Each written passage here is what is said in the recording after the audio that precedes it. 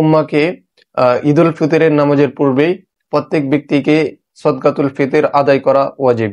একটি হাদিসে ইবনে উমর রাদিয়াল্লাহু তাআলা আনহু তিনি বর্ণনা করেন যে আল্লাহ রাসূল সাল্লাল্লাহু আলাইহি সাল্লাম তিনি উল্লেখ করেন যে স্ত্রী ও কিত্রদাস, স্বাধীন নারী পুরুষ ও নাবালেগ সকলের উপরেই একসা পরিমাণ খেজুর বা একসা পরিমাণ জব প্রত্যেকের উপরেই আদায় করা ওয়াজিব।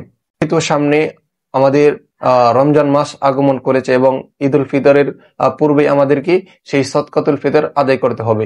তো এই পরিপ্রেক্ষিতে এই বছর যে আমাদের কতটুকু পরিমাণ সদকাতুল ফিতরের টাকা আদায় করতে হবে এই বিষয়ে সম্পর্কে আমরা এখন আলোচনা। ইসলামী শরিয়া মতে আটা, জব, কিশমিশ, খেজুর, পনির ইত্যাদি পণ্যগুলো যে কোনো একটি দিয়ে ফিতরা আদায় দিতে পারবেন।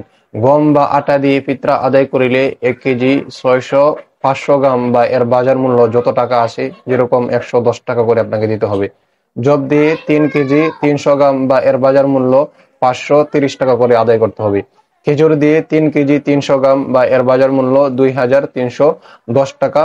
আর কিশমিশ দিয়ে আদায় করতে গেলে 3 কেজি 300 গ্রাম বা এর বাজার মূল্য 1988 টাকা ও পনির দিয়ে 3 কেজি 300 গ্রাম বা এর বাজার মূল্য 2805 টাকা ফিতরা দিতে হবে। এই বছরের ফিতরা জনপ্রতি সর্বনিম্ন 110 টাকা এবং সর্বোচ্চ 2805 টাকা বিজ্ঞাপন নির্ধারণ করা।